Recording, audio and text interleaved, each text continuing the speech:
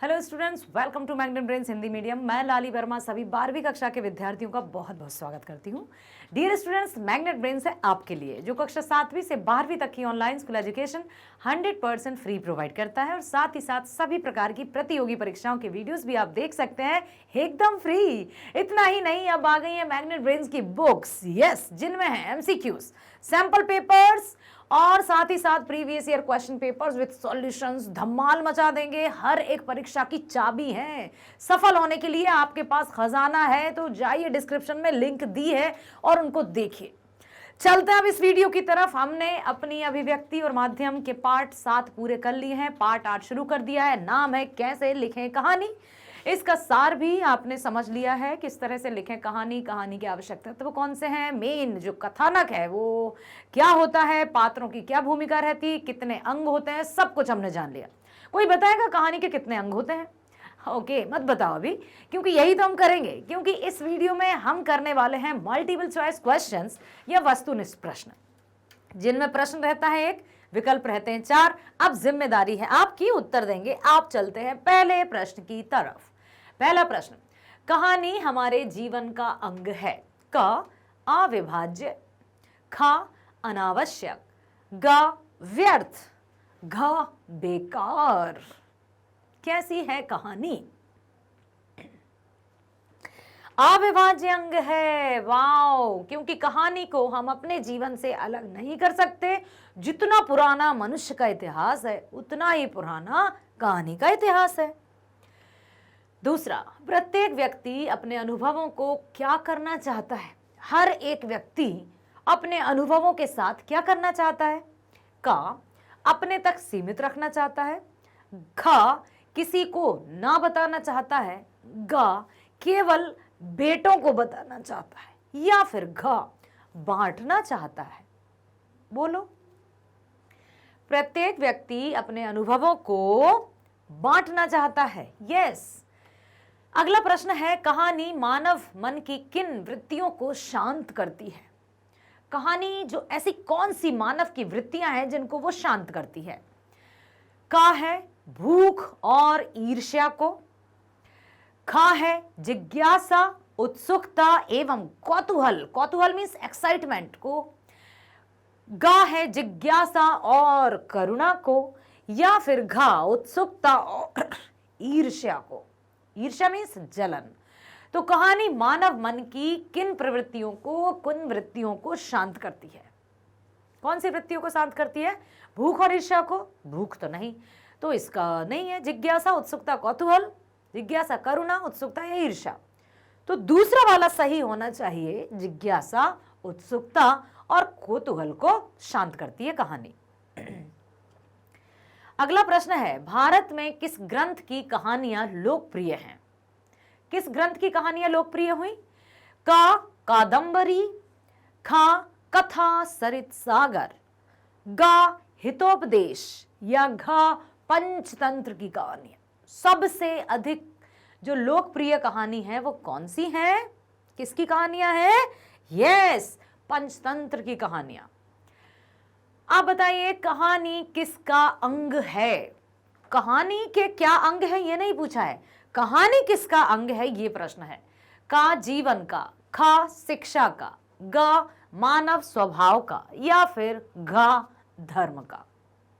किसका अंग है? मानव स्वभाव का। कैसे? क्योंकि जो मानव स्वभाव में है, जो भी वृत्तियां प्रवृत्तियां हैं, उन्हीं का लेखा जोखा कहानियों में होता है। क्योंकि कहानी में पात्र होते हैं, पात्र मनुष्य होते हैं, ऐसा कुछ। तो क्या कहानी मानव स्वभाव का अंग है? यस। अगला प्रश्न है, कहानीकार घटनाओं में किसका मिश्रण कर देता है? किसका मिश्रण करता है? जो कहानीकार है, जब कहानी की रचना की जाती है तो वो किसका मिश्रण करता है? का, कल्पना का मिश्रण करता है।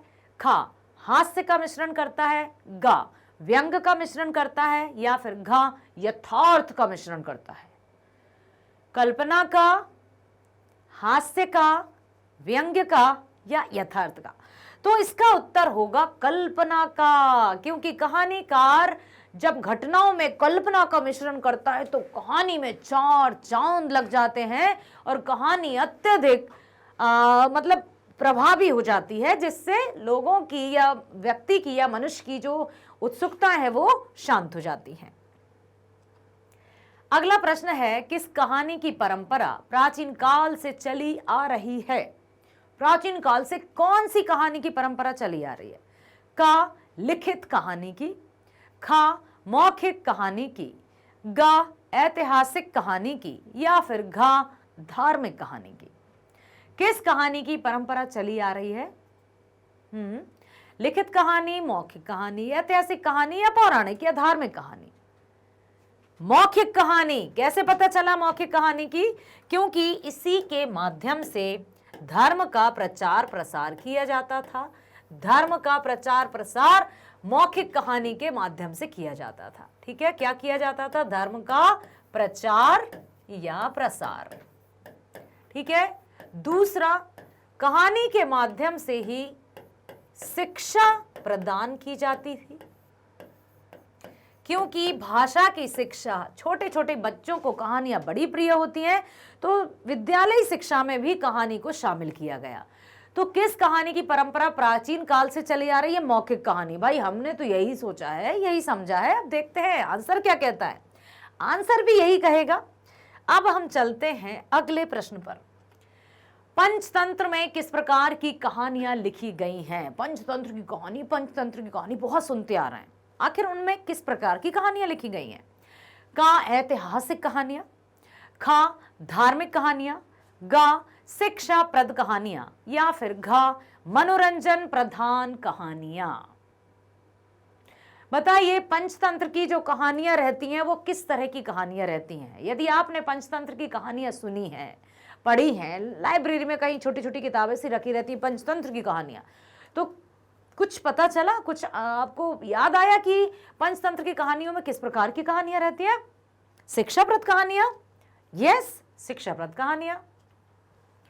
अब है प्रश्न अगला, कहानी का पहला तत्व कौन सा होता है? पहला तत्व पूछ रहे हैं भाई। प्रश्न को ध्यान से पढ़ना, और जब आप उत्तर लिखोगे तो ऐसा नहीं कि मान लो उत्तर का है तो आप लिखाओ उत्तर का, हो गया आपको। नहीं, आपको क्या लिखना होगा? उत्तर का के साथ साथ आपको कथानक, अर्थात जो भी ऑप्शन में दिया है उसको भी आपको लिख कर आना होगा, तब जाकर आपको 1 अंक मिलेगा। यदि आप सिर्फ उत्तर का लिख पाओगे तो आधा ही मिलेगा।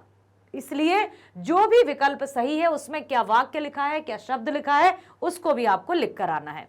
तो कहानी का पहला तत्व होता है कथानक। इसी के इर्द गिर्द कहानी घूमती है। चलते हैं, कथानक के कितने भाग हैं? आप चलते हैं कि भाई कथानक तो प्रमुख है, लेकिन इसके कितने भाग हैं? का 1, खा 2, गा 3, या फिर घा 4? कितने भाग होते हैं? कथानक के होते हैं 3 भाग। क्या आप ये बताएंगे कि वो 3 भाग कौन कौन से होते हैं? चलो अभी मैं कुछ नहीं बताऊंगी, हो सकता है उन्हीं से संबंधित कुछ प्रश्न आ जाए। चलते हैं अगले प्रश्न की ओर। यस, कहानी के तीसरे भाग का नाम क्या है? अब 3 भाग होते हैं, ठीक है, पहला, दूसरा, तीसरा, ऐसा कुछ। तो कहानी का तीसरा भाग कौन सा होगा?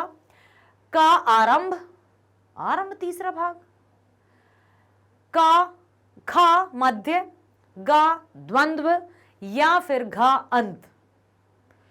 तो ये भी होता है, ये भी होता है, ये भी होता है, और ये तो क्लाइमैक्स रहता है जिसके एक खतरनाक तरीके से कहानी जाती है और कहानी सफल हो जाती है। तो बताइए क्या है? अंत। ठीक है, अब हम चलते हैं अगले प्रश्न की ओर। कहानी लेखन सीखने का सबसे कारगर तरीका कौन सा है? यदि कोई सोचे कि भाई निर्णय ले ले, पूरी तरह से ठान ले कि मुझे तो कहानीकार बनना है, बहुत मजा आता है भाई। अब कहानीकार बनने के लिए क्या आवश्यक है? का नानी से कहानी सुनना। अब नानी से कहानी सुनना होगा तभी हम कहानीकार बन पाएंगे। खा है दादी से कहानी सुनना, तो नानी से कहानी सुनेंगे जब हम कथाकार बनेंगे, या दादी से कहानी सुनेंगे, या फिर कहानी लिखने का अभ्यास करना है। अभ्यास हम कब करेंगे? छोटा सा बच्चा जब आ आ ई सीख रहा होता है तो पहले हमें उसे बताना पड़ता है ना कि भाई ये आ है, तुम्हें इस पर अपना पेन चलाना है। जैसे हम अपनी बात कहें तो सबसे पहले आ जब लिखना सीखा था तो स्लेट पर बत्ती से लिखते थे और उसी पर फेरते जाते थे, इस तरह से, इस तरह से, इस तरह से, ऐसे तरह से करते करते आ सीख गए। तो अभ्यास कब करेंगे? जब पहले सबसे पहला वाला कदम तो उठे, तब तो हम अभ्यास करेंगे। या फिर घ अच्छी कहानियां पढ़ना। कहानी लेखन सीखने का सबसे कारगर तरीका है अच्छी अच्छी कहानियां पढ़ना, क्योंकि जितना अधिक हम कहानियां पढ़ेंगे उनसे हमारे अंदर शब्दों का विकास होगा, भावनाओं का विकास होगा, कल्पना का विकास होगा और किस तरह से पात्रों के संवाद लिखे जाने चाहिए उसका अभ्यास होगा। अर्थात अच्छी कहानियां पढ़ना ही कहानी लेखन का सबसे कारगर, सबसे उपयुक्त तरीका होगा। ठीक है, अगला प्रश्न है, कहानी का केंद्रीय बिंदु क्या है? मतलब कहानी किसके इर्द गिर्द घूमती है? सेंटर क्या है? मुख्य क्या है? बताओ क्या है कहानी? मान लो ये पूरी कहानी है, अब उसका केंद्रीय बिंदु क्या है? कहानी का केंद्रीय बिंदु क्या है?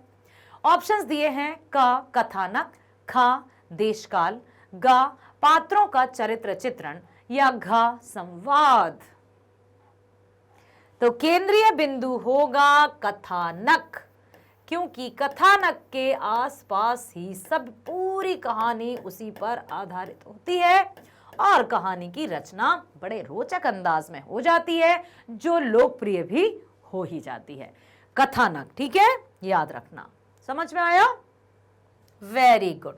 तो और यदि किसी भी तरह के प्रश्न आपके मस्तिष्क में उपज रहे हैं तो कमेंट बॉक्स में लिखिए, मैं हूं आपके लिए। मैग्नेट ब्रेन्स है आपके लिए, जो कक्षा 7वीं से 12वीं तक की online school education 100% free provide करता है। साथ ही साथ सभी प्रकार की प्रतियोगी परीक्षाओं के वीडियोस भी आप देख सकते हैं एकदम फ्री। इतना ही नहीं, अब आ गई है मैग्नेट ब्रेन्स की बुक्स और ई बुक्स, जिनमें है एमसीक्यूज, सैंपल पेपर्स, एमसीक्यूज के साथ साथ सैंपल पेपर्स और PYQs, previous year question paper solutions, of course सब कुछ है, जिनमें कहेंगे ना भाई गागर में सागर भरा हुआ है। सभी प्रकार की प्रतियोगी परीक्षाओं को क्रैक करने का सबसे आसान, सबसे उत्तम तरीका है ये मैग्नेट ब्रेन्स की बुक्स। तो डिस्क्रिप्शन में लिंक दी है, क्लिक कीजिए, देखिए और उनको जरूर पढ़िए। ठीक है, चलो तो विद्यार्थियों बने रहना हमारे साथ, मिलते हैं नेक्स्ट वीडियो में। Bye, thank you so much, God bless you.